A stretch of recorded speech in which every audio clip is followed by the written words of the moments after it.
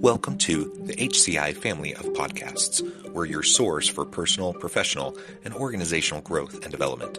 We share our own original research, explore industry trends, and interview executives and thought leaders from across the globe. Join us for practitioner-oriented content around all things leadership, HR, talent management, organizational development, and change management. Maximize your personal and organizational potential with the HCI family of podcasts.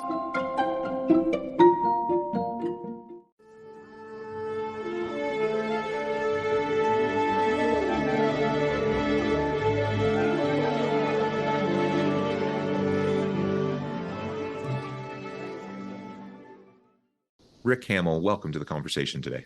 Thank you, John. Thanks for having me. It is a pleasure to be with you. You're joining us from the Chicago area. I'm south of Salt Lake City in Utah. And today we're going to be talking about how your company's onboarding and offboarding process can make or break your employee retention. I think the name of the game nowadays is employee experience, and that includes like end-to-end experience within the organization from the very beginning to the very end. And a lot of times those processes aren't great. You might pay a lot of attention to other aspects of the employee experience, but those in particular, because they're bookends, they need to really be spot on. Otherwise, you can really be damaging your own reputation as an organization and your ability to attract great people and to keep the great people that you have. So this is what we'll be exploring together today. As we get started, I wanted to share Rick's bio with everybody. Rick Hammell is the founder of Atlas, a groundbreaking company he established in 2015 with a keen eye for identifying market gaps. Rick's entrepreneurial journey began at his dining room table, where he recognized the pressing need for solutions that could empower companies to expand into new markets efficiently, rapidly, and with strict adherence to compliance standards. Driven by his dedication to streamlining global expansion, Rick pioneered the innovative direct employer of record business model, specifically designed to support companies with ambitious international aspirations while fostering equitable opportunities for businesses to compete on a global scale. Now, I could go on, but I'm going to pause there. Rick, anything you would like to highlight about your own personal background or context, or your company's background or context, before we dive on into this conversation? Yeah, even before I founded my organization, I actually was in HR. So I started in HR like everyone else. I came in as an HR manager, went to a director level, then became a VP of people on a global scale. And what was the interesting part about that was trying to figure out how to manage and onboard employees in different countries. That experience was something that it was a game changer for me from that perspective. And yes, I started in the most easiest countries, Saudi Arabia, Singapore, and Japan. But in learning from that, it was something that I really thought was quite methodical and really important for employees in their overall experience, and how to make sure that they were engaged in the business and doing their jobs versus having to worry about if their pay slips are going to be correct, if their benefits are going to be done correctly. That employee experience was, from an HR perspective, we need to make sure that they can focus on what they do best. And HR and our technology had to do the rest from that perspective. So it was a game changer, which allowed me to kind of change the game from that perspective. And one of my newest investments that I'm working on from that perspective, which we're going to be launching in 2024, is very much a focus on how do we automate that in the world that we live in with the remote teams all over the world.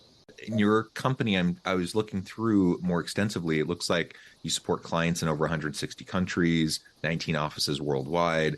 I mean, you're truly a global organization trying to help clients and companies all over the world, which is really important. And like you said, HR is complicated in any context, and just the employment law and the regulation side of things, let alone all the other strategic HR sorts of elements. It's hard enough when you're like in one place where you can kind of get a grasp of what it is.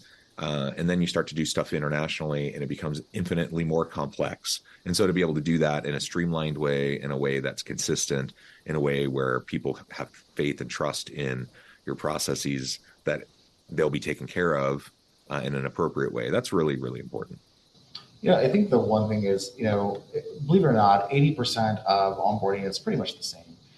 You've got to collect tax documents. You've got to get the employee's personal information. You've got to get their banking information. You got to make sure that they're registered in Social Security to make sure that you're filing taxes accordingly. What the difference is really that localization part, what that experience is from an employee perspective. And what we find is that a lot of organizations tend to have a local bias in how they want to do that. And the local bias, being American, I'll use the American bias as an example. I'm used to doing employee onboarding a certain way, and that's how I want to make sure I expand that across the globe because I want to create consistency. But that expansion, that overall process that I've built is very much an American bias. It's what I've learned and what I know. But someone that's in China, someone that's in the UK, they may have different experiences. So over time, what I've learned is I've got to take those cultural nuances and that 20% gap is what I just mentioned. And I've got to evolve my employees onboarding experience to make sure it fits so it feels what I call global but local, so they can make sure that they have that experience that they're used to in the country of record. So having the consistency, but also the ability to have local adaptation as appropriate is an important piece of all of this. Excellent. So we've talked a little bit about the front end. How about the back end, the offboarding process, and what do you see there in terms of what organizations tend to do well or not so much, and the gaps that need to be filled? I think communication is key, which I see as probably the biggest gap. How to offboard an employee correctly, and also making sure that you don't create a bad experience. Many employees have amazing experiences when they're onboarded, but very bad experiences when they're offboarding because either they feel like the company doesn't care about them anymore and they're just trying to get them out the door because they're resigned, or if the employee unfortunately is being terminated, that experience of how that employee is being terminated sometimes it doesn't feel right. No one likes to be terminated, but there's a human way to do it to make sure that they understand that what the next steps are and what their rights are from that perspective. And so what employers I think need to understand is how do we make sure we handhold, give enough information, over communicate with an offboarding, and making sure that the employee doesn't have to come back. I consult a little bit with some clients, and they just had a situation where they had just bad payroll calculations, and so the employee who had already left a month before, they were waiting for their last paycheck from that perspective, and it came in incorrectly because there was a miscommunication on commissions for that particular employee. It left a bad taste in that employee's mouth, although they had a really good experience with that overall company. And it just changed the dynamic, right? And then that actual employee ended up writing a Glassdoor review, which wasn't so flattering because of that one situation, because they had messed up their job, their paycheck. So just making sure that you over communicate and dot your I's and cross your T's to make sure that the employee doesn't have to worry about anything as they exit the organization. Yeah, and there's an example I'm aware of just recently of an employee at an organization who um, got an offer. You know, there was a retention offer they didn't accept. They end up leaving. They go to another place, and in the process of the transition, you know, they basically find out whatever the structure of their payout was, and all of that was being taken care of. They leave, and like a month later the company's contacting them to say, hey, you owe us money, back. So they're trying to get someone to pay them back, and it's just bizarre, just not good form at all. This person that otherwise was leaving in good faith and had a good experience at the organization, now they have a bad taste in their mouth. You're just hurting yourself, and it wasn't even a consequential amount of money, really. And just it was silly. It was really just strategically stupid and silly and unnecessary. And those are the types of things, like, from a process standpoint, I get, like, dotting the I's, crossing the T's, making sure things are done correctly. And if they're not done correctly, people notice, and then you have to fix it, right? So let's make sure that process actually works, so you don't find yourself in these types of situations where after the fact you're trying to reconcile things and get things fixed, and it's inadvertently, hurting that individual who left. It was no one's intention, in my example, no one's intention to have that kind of a thing happen, or to have that kind of a negative impact on that person. Yet that's what happened, right? Because we just weren't thoughtful and careful, and there wasn't a good level of communication to make sure that the offboarding was seamless. Yeah, I think employers also have to think about what that experience is. So if there was a mistake done on their end, and if it's a nominal amount, a couple $100s, I think the employer has to say, what am I going to really ruin an employee's offboarding experience because we made a mistake? Or do I create a situation where I maybe over communicate and then look at a way that the employee can refund that back to us? But when you really look at the employment laws, it's hard to do that because you reported taxes on that particular employee and what they've actually made. So you've got to think about what's, in a way, what's good and what's bad, and actually make decisions from that perspective. If I was consulting with someone, I would probably tell them if it's a nominal amount, just let it go. It was a mistake, but now you know not to do it again. Yeah, yeah. And so, I mean, we've already referred to it a bit, but what does this mean for retention? In the case of an offboarding situation, we're not retaining the person already, right? But there are other ripple effects of that experience that can impact retention of others, and certainly in terms of the recruitment of good talent. So let's unpack that a little bit and talk through that. What have you seen, both from the onboarding and offboarding standpoint, around the holistic employee experience, where things haven't gone well and how that's impacted those retention rates, the turnover rates, and the ability to attract and to hire really great people? Yeah, so you had to think about there's a couple things from the onboarding experience that I think statistics show out here that you have two times that you can actually mess up an employee's payroll. So if you pay them incorrectly twice, at that point the employee starts to look for another job. Income is really important. Some employees live paycheck by paycheck, and so not having stability or trust in that creates an opportunity for someone to say that they're going to want to leave. How things are communicated, how they're trained, how you actually organize their onboarding. Now, no one's perfect. I think onboarding is an evolution. You have to constantly evolve it. But the experience when that first week, I call it the honeymoon phase. That's important, but it's not as important. It's really your second and third week when they're actually in the day to day. They're working with your leadership team. They're working with their colleagues. Employers need to think about how you keep them engaged. The honeymoon phase is going to be, the welcome packet, the wonderful emails, the town halls, and all the fun stuff. But that's not their day to day. That's the wedding, if you like to call it from that perspective. It's really the work that they need to do. So, creating things like a buddy system, I think it's really, really powerful. Creating opportunity for employees to be able to communicate with each other, set up one-on-one calls, even if it's for like 10 minutes. I call it coffee minutes or coffee hours, where you can actually sit down and just talk and get to know your colleagues, where they can actually show you the ropes, how to operate the business. And then also it's important that leadership jump in. So managers, HR, people leaders who can also engage and speak with employees as well. Ask what's working, what they liked, what they didn't like. One of the things that I do when I do onboardings, I ask 3 questions. What did you like? What did you learn? And then what can we do better, so that we can take that experience and make it better for the next person as well. And it's also engaging. And then when someone's, that same employee that's not been with the company for a year and now they're a buddy for a new employee, and they see that we've taken their needs improvement and we've improved that, then they also feel like they contribute to the organization, which allows them to feel like they're part of it, right? Part of the vision and mission. So I think that first week's important, but really your more important weeks are your second and third week in onboarding. And then your follow-up behind that as well, I think it's key.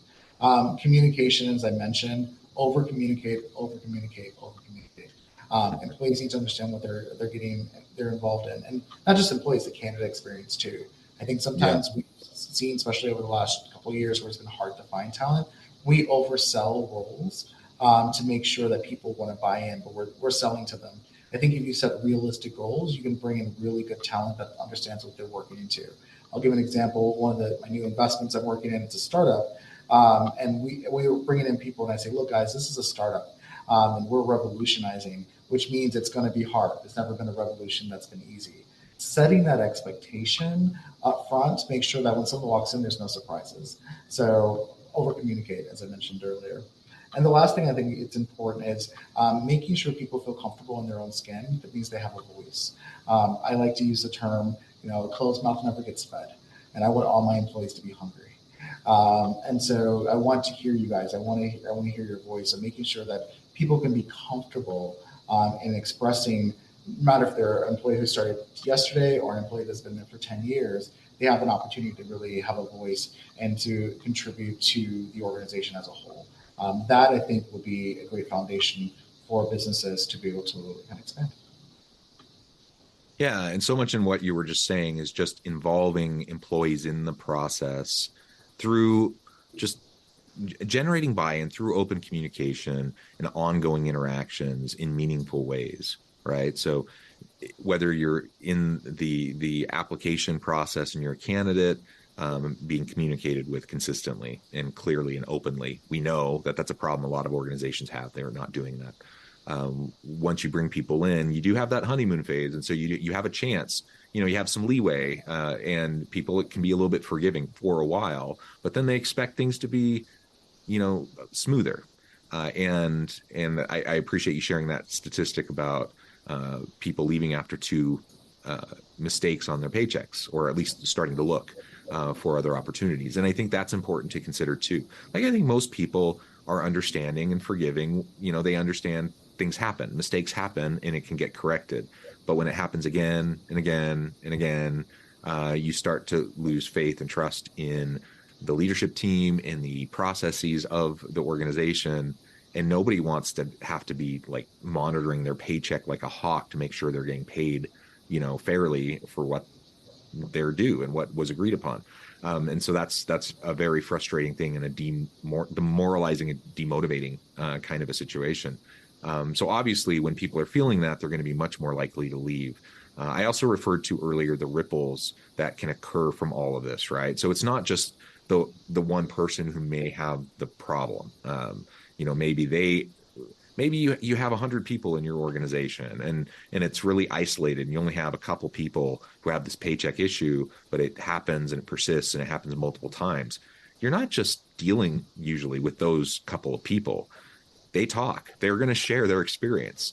And people like to grumble about that kind of stuff, and it will surface and spread throughout the organization, if not through other means like Glassdoor or other places where people leave reviews and make comments about the company. And so you have to think about those ripples. And certainly as someone's leaving, we talked about the offboarding piece. If you're offboarding already, yes, you're not retaining that person because they're already leaving. But other people aren't leaving, they're staying around, and they see how that person is treated who is leaving. And that can have a huge impact for their morale, their satisfaction and engagement, their trust in their leaders. I know of an example.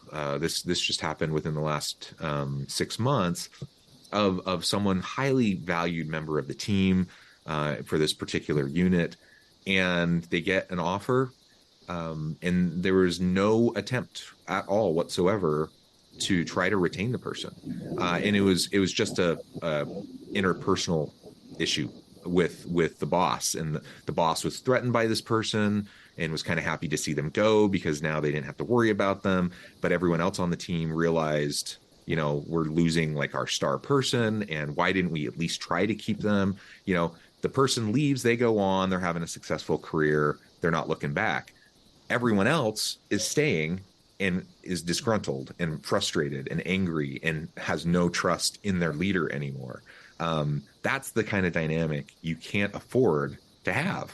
And if you have anything that even approximates that kind of situation, you are really shooting yourself in the foot, the next time you're trying to fill a position. And chances are you're going to have more positions to fill because people are now unhappy with how you're leading that team. Well, I think, John, what you just said as well is you have a leader who's intimidated by their employee. That's a bigger issue, right? And that's sure it is. Yeah. You're going to talk about retaining employees. An employee says, "I can't be good because if I'm good, I'm going to have a problem with my boss. So I have to be mediocre." That's a big issue as well in itself. But it's completely toxic, right? Yeah, I think you talk about retention. You need to also look at, and businesses need to look at their leaders as well. And is this leader actually leading the organization and driving them in the right direction? Now, the business has to make sure the leader has the right tools and the right support. But if it's constantly happening that the good talent leaves because of that particular leader, then the business needs to look at the leader. Even if the leader is actually a star player in sales or a star player in that, maybe they need to be a sole contributor, not a leader from that perspective. All right. So I think there are other implications for all of this and how we go about these processes. And when we talk about a global organization trying to do this, honoring the local context and conditions and adaptability, the needs and accommodations of the local experience with also some consistency across the organization. there are implications for all of this around diversity, equity, and inclusion issues. I'm wondering if you could speak to that a little bit.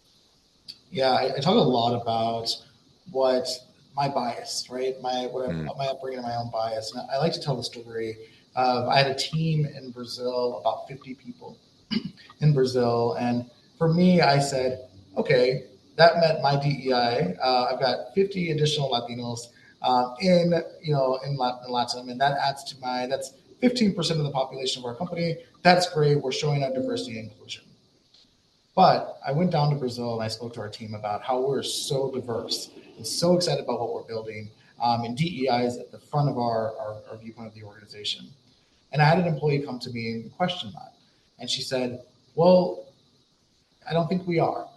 And I said, what do you mean by that? I said, we've got 50 people here in Brazil. We've got another 25 in Colombia.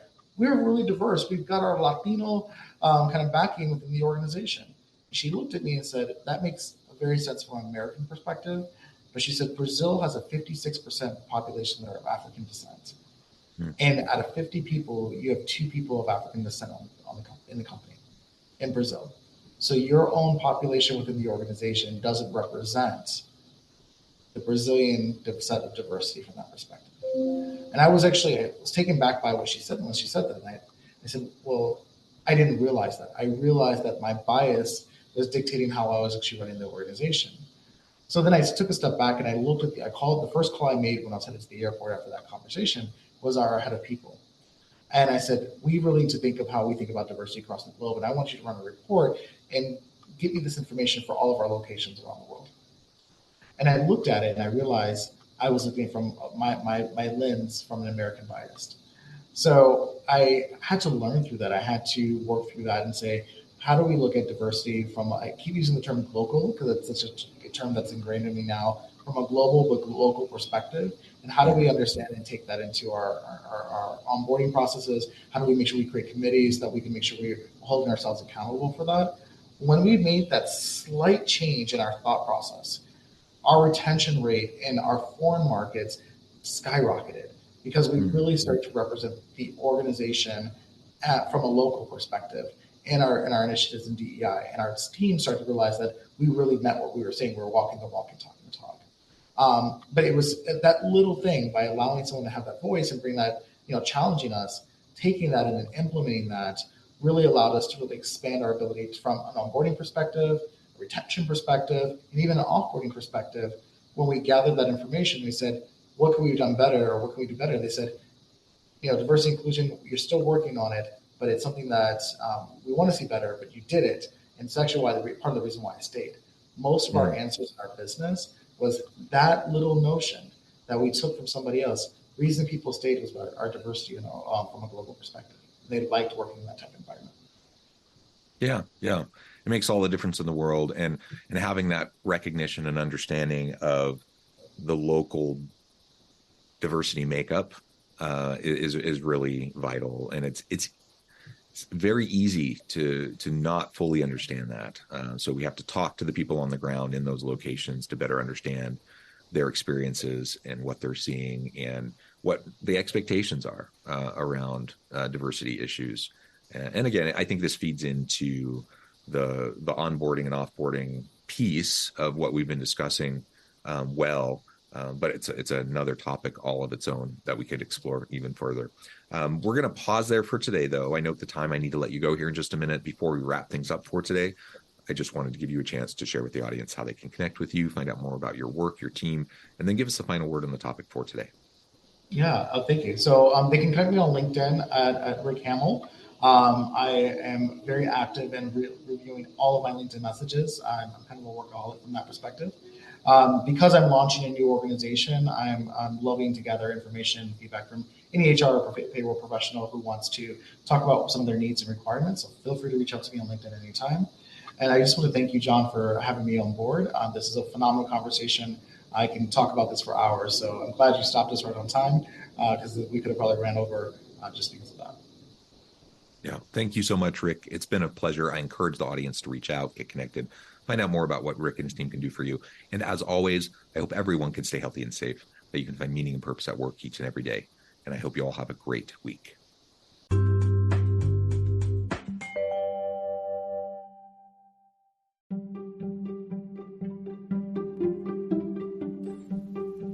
Thanks for joining us for this episode of the podcast. We hope you stay healthy and safe, and please join us again soon.